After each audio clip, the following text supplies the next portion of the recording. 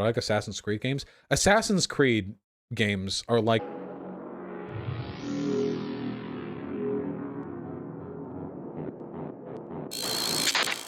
Dude, guys. Okay. Can you imagine? Okay, I'm about to describe the perfect game, okay?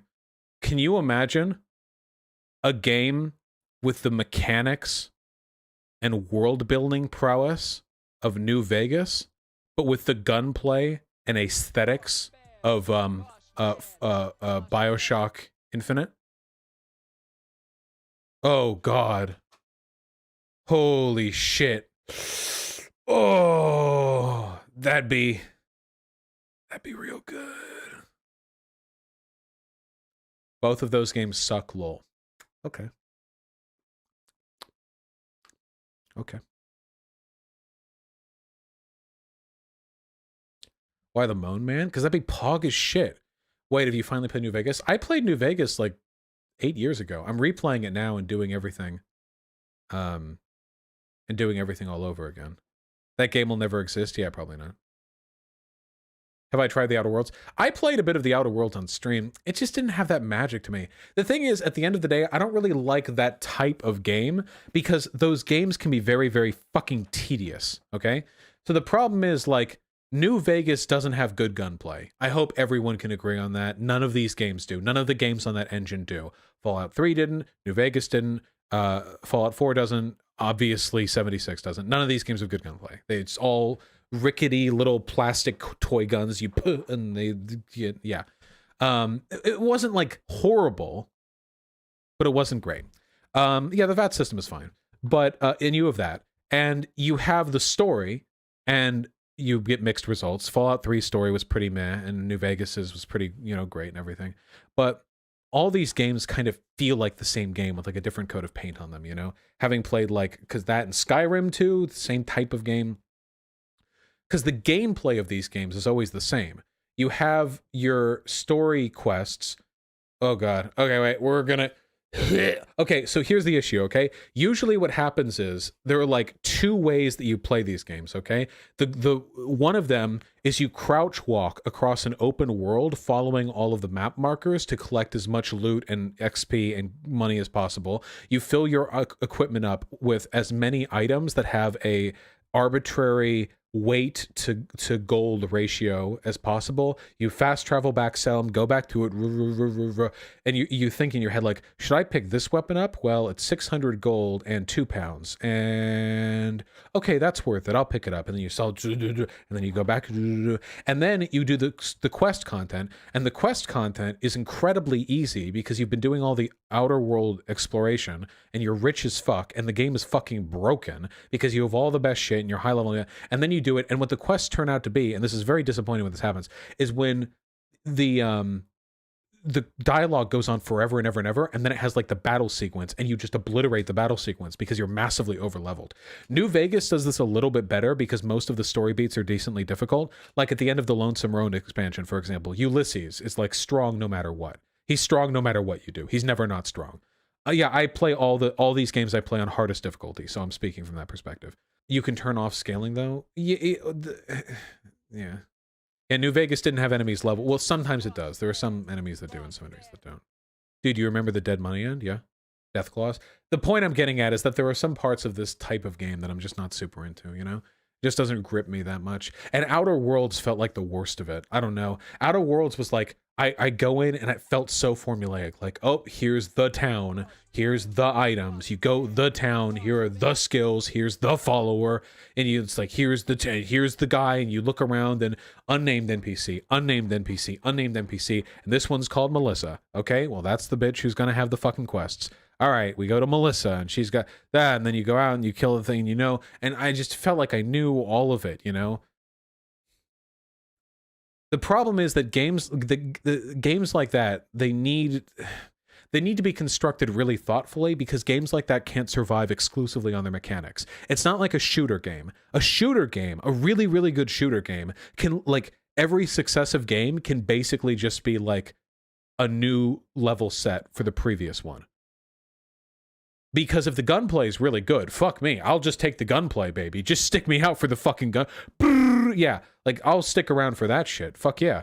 I would prefer they innovate, but like realistically, you know, most of the Call of Duty campaigns feel pretty good to play. I don't give a fuck about the multiplayer. Those games, multiplayers are like fucking wastelands where people go to die. Overpriced though? Yeah, overpriced, yeah. But usually the story campaigns are pretty competently designed, and they're very fun because the gunplay in Call of Duty is and always has been really good. But in games like Outer Worlds and Fallout New Vegas and stuff like that, yeah, I don't know, just the gunplay's not good enough to sell it on its own, so you just crouch walk from encounter to encounter. And another thing is, for games like that, because everything's open world, there's no such thing as a truly structured encounter. This is like the distinction between like Breath of the Wild and Dark Souls, okay? Breath of the Wild and Dark Souls are both amazing games with different cells, but the combat, at least for me, the combat and challenge for Dark Souls is incomparable to Breath of the Wild. Breath of the Wild does other good things. Don't get me wrong. I'm not shit-talking at all. But in Breath of the Wild, if there's an enemy encampment, you can approach it from any direction, and you can shoot, you can do whatever you want, and the freedom is the point. But in Dark Souls, you come at an encounter usually from one direction. All the enemies are pre-placed, no random encounters, no random variables, no scaling, nothing. They're just there, and everything they do is perfectly planned.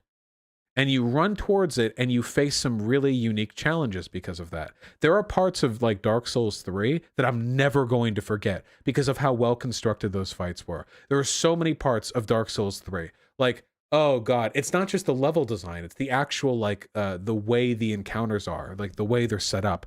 When you encounter all of the undead perishers in the undead encampment that are all around the Estus Shard, or when you're or the two big fucking dogs in the basement of the cathedral, the way you travel through the world is really memorable. I don't remember a single thing about traveling through Fallout New Vegas, okay? Because everything I did, I crouch walk with my fucking anti-material rifle, and I fucking go from point to point, and everything just melts in front of me because I'm over-leveled because I do all the exploration content. I guess those games could pace out pretty well if you don't explore them super fastidiously, but usually the problem is they put such good stuff in all the optional areas that you want to be super fastidious. So it's like you're punished for caring so much, you know? You officially have shit opinions? Man, really? Okay, whatever. Stop playing as a stealth archer sniper, then maybe make games where being a stealth archer sniper is not the best way to play on hardest difficulty, okay? I've tried other play. I remember doing my hardcore, hard mode survival, hardcore whatever thing while doing like melee, and the fucking Legate arrived, okay? The fucking Legion squad. Oh god, low level when those hit squads arrive, when you're at like Helios 1 and you just came off the back of killing them at fucking Nipton or something. Holy shit, dude. The four of them come at you with fucking 10mm submachine guns and sniper rifles, and you're still in fucking leather armor with a fucking 357 revolver. You're just fucked, bro. I remember auto saving 3 seconds before one of them, or not auto, like quick saving 3 seconds before one of them came to me, and it took me unironically 2 hours to fucking beat that save that I got caught up into. I had to like, it was like a quick save every 8 nanoseconds thing with like turn around, get the headshot with the critical, quick save, duck behind the fucking rock to avoid the hail of fire, quick save, they toss a grenade, drive the grenade out, and then get behind the NCR soldiers outside fucking Helios 1, quick save. I mean, eventually later on they become more manageable when you have like better weapons, but fucking when the first time the Legion squad rolls out, oh god. Yeah, I jury rigged super hot. Yeah, exactly. Oh god. Oh, gotcha, Hyena, gotcha. Perfect. More time to stream. Good. NCR, yes man, just tell me please. I yes man run. It's independent Vegas every time. But you guys get what I mean though, right? Like Get good, Vaush. I got good after that sequence, okay? I was pill popping that whole fight. That's another thing that really bugs me about Breath of the Wild and the New Vegas games. I don't like games that let you pause to use items. I don't like that. That's one of my favorite things about Dark Souls. Estus Flask, you chug that shit in real time, baby, okay? But like, in Breath of the Wild especially, even on the hard difficulties, it's like you take a hit, you're low health, you pause, eat 57 apples, and then you're fine.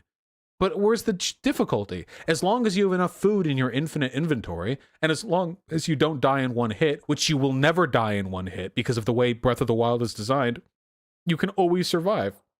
I think there's a mod that lets you do it unpause. Yeah, probably. You can mod in a lot of good stuff here. But I generally play games unmodded, unless there's a mod that is considered like essential or fixes game-breaking bugs. Not everyone wants to die in games. No, I know that, but like, why not tune the game's difficulty to such a way where the healing is considered a part of the... Have I played Gungeon? Yes, I have 100% of the achievements in Gungeon. New Vegas mod is amazing. Well, yeah, sure. I like consistency in the experience. So you only like difficult games? Yeah, I don't know why I would play a game that wasn't... There are very few games that I've played that weren't hard that I enjoyed. Undertale wasn't hard, obviously. Night in the Woods. But these games tend to have incredible stories, you know? Have I played Celeste? Yeah, I played Celeste. Have I played Hotline Miami? Yes, I played Hotline Miami. Time Splitters? Yep. Hollow Knight? Yep. Did I get into League? Yep. Vaush, I'm just barely getting into video games the first time in my life. All-time essentials to play.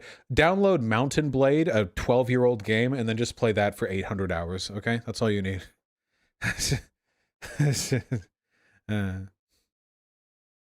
Don't actually...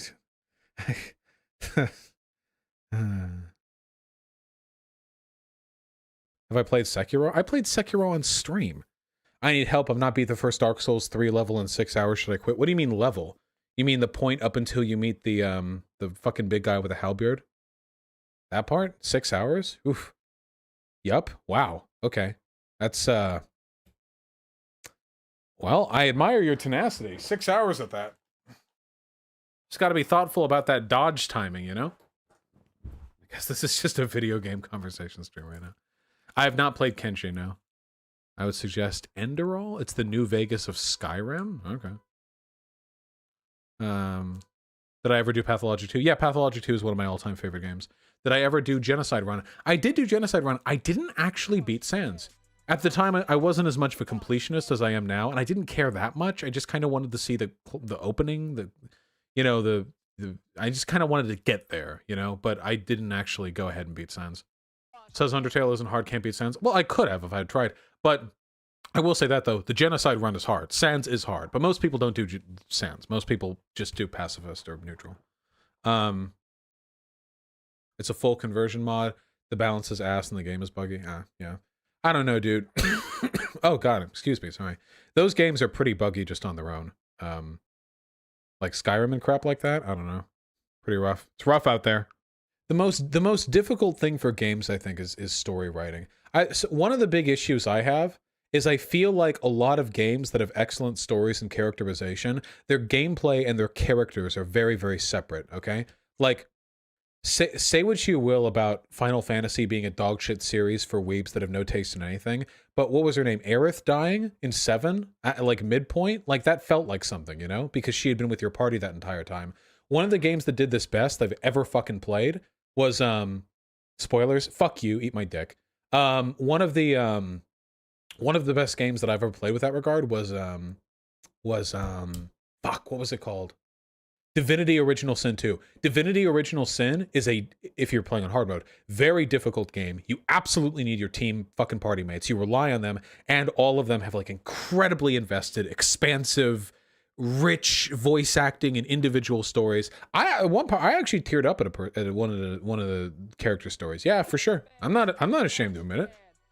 They put a lot of fucking work into that voice acting and story writing. That was some good ass shit right there.